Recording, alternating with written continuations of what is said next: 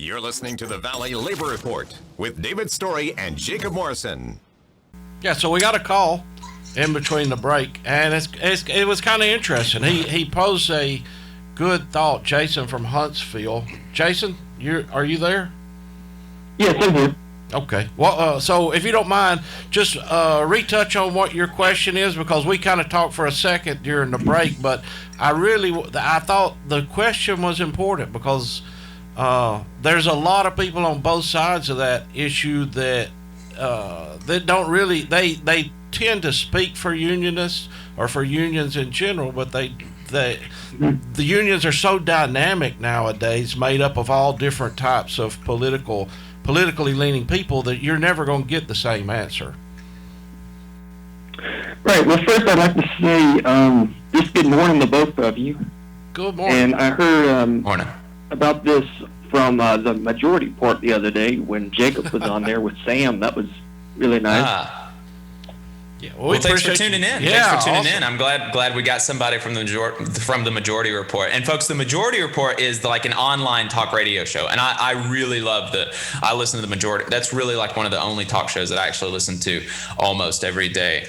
So I'd recommend checking that out if there's anybody else out there looking for something to listen to through the week. So thanks for tuning in from the Majority Report. I appreciate it. So what I was wondering was your guys' opinion about Medicare-for-All, because I'm actually a member of the union. I work for the post office. I'm a member of the postal union. And I know that when it comes to Medicare-for-All, like, I support it personally because I think that we should give health care to all Americans. But I know that some unions disagree with that, and I was wondering what your guys' opinion was about it. So my opinion is that I'm unreservedly pro Medicare for all, and I think there are multiple reasons to be, as a unionist, to be for Medicare for all. Something that Joe Biden during the primary was trying to do, and other anti-Medicare for all people were trying to do, were trying to make it out like union folk are going to lose out on their health insurance. They're going to lose out on the phrase always was the health care that their union bargained for, that their union fought for, or whatever. And that's just silly. It's silly, and it's absolutely taking advantage of the long fight that unionists have had to get good health care. And it's turning us against, like David talked about, pitting older folks that are going to be retiring. One of the union busting proposals in a contract that the company will try to do is they will say, okay, people that are about to retire, you're going to be able to keep your retiree health care, or you're going to keep your retiree pension. But for folks just starting out, or folks who have only been with the company 5 or 10 years or whatever, we're not going to give them retiree health coverage. We're not going to give them a pension. We're going to give them a 401k. And so this is at a higher level, instead of trying to pit old people in the union versus young people in the union, they're trying to pit union workers against non-union workers and saying, union workers, y'all are going to lose out. And so just screw the non-union folks, apparently, so I don't like it because of the division that they would try to sow there, but also just on its merits. I mean, if you look at Medicare for all, if you look at what it covers, and if you look at how much that's going to cost, it is absolutely a good return on investment for union members. There is not a single, or there are very, very few union negotiated healthcare plans that are as good and as cheap as Medicare for all. You're going to have more covered, and you're going to have to pay less for it. And it will rid the country of this absolutely blood-sucking industry called the health insurance industry, where the entire model is literally made off of keeping people from having health care. Like that's the whole model. They make money by not giving people health care. I mean, it's the health insurance industry is just one of the most immoral industries in the country, I think. So I think that as a unionist, you should be for Medicare for all. But like David said, there are a lot of unionists that are against Medicare for all, and it's because of those things. Like they're worried about losing their union negotiated health insurance, or they've fallen for lines like that. Let's clarify real quick. When you say the healthcare industry is one of the most blood-sucking industries in the country, let's clarify what we're talking about there, because, and I know what you're talking about, but a lot of people may not. And what you are talking about is the insurance industry, not the healthcare industry. No. You know, there is a lot of nurses out there. There's a lot of doctors out there. There's a lot of providers, wonderful, wonderful providers. They're getting squeezed by the insurance industry, as well as the employees or the purchasers of that insurance. Right.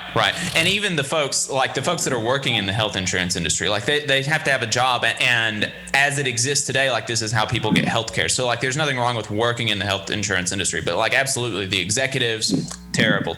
They're profiting off of working, of the suffering of working people. But you know, like you said, there are a lot of unions that are against Medicare for all because of these kind of interested reasons and anti-solidarity reasons, that they're concerned that they're going to lose their union-sponsored health insurance, and that's really unfortunate.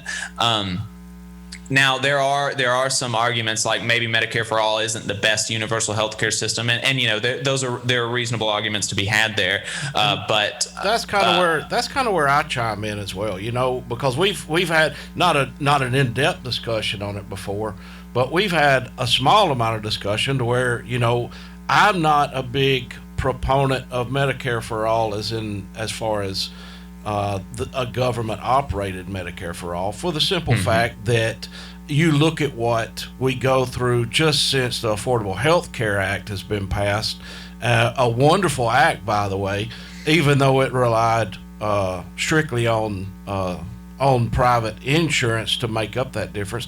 But if you look at that, it's a constant fight between Republicans and Democrats on every little thing. And I can see, if you look at the long term of what Medicare for all would look like across a nation, I can see every 4 years us being in a battle for our lives for health care insurance.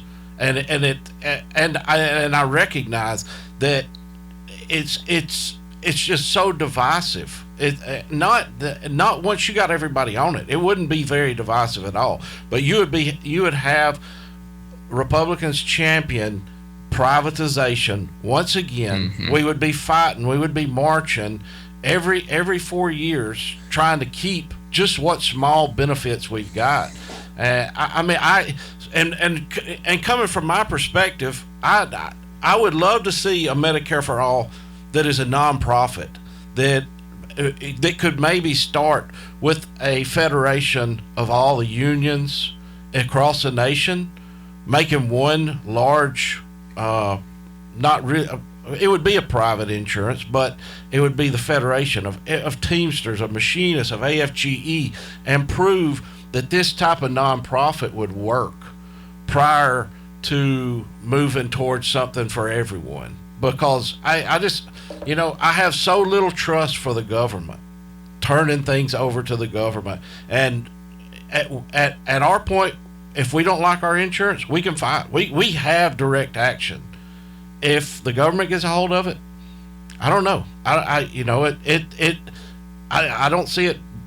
I see it being extremely divisive. Yeah, and I think that the thing to clarify there is that you're definitely pro Medicare for all insofar as like against the system that we have now. Like exactly. Yeah, if you have to choose between Medicare for all and what we have now, Medicare for all is the obvious choice. But Jason, if you want to hang on, we can bring you back over the break. We're heading into a break right now. He was just wanting to. He really didn't want to do a lot of discussion. He wanted to pose the question and drop off. So. Gotcha. I dropped him off. Okay. All right. Well, folks, this is the Valley Labor Report. Stay tuned.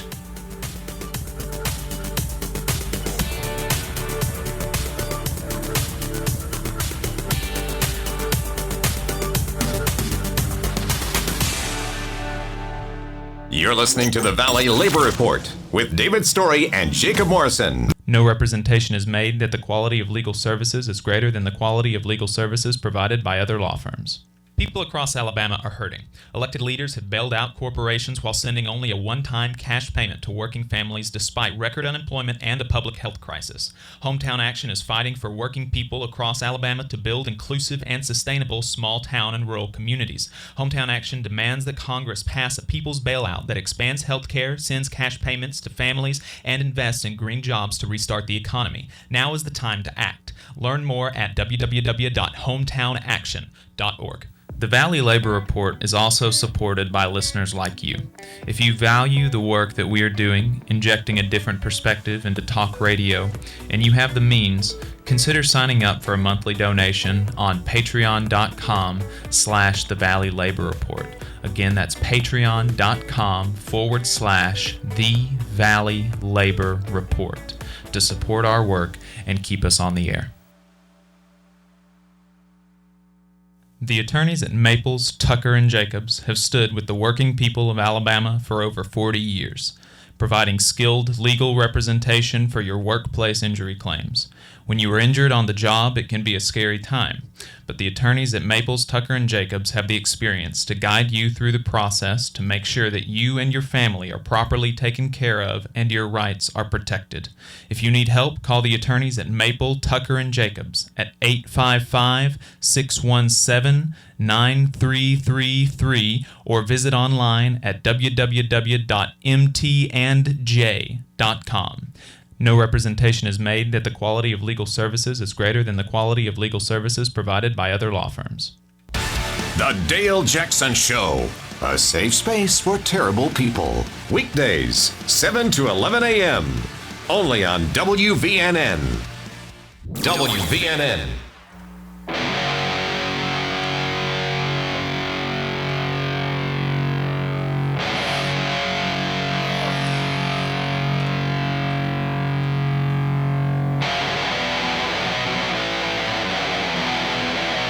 Let's go! Good morning and welcome back to the Valley Labor Report. This is Jacob Morrison. My name is Jacob Morrison.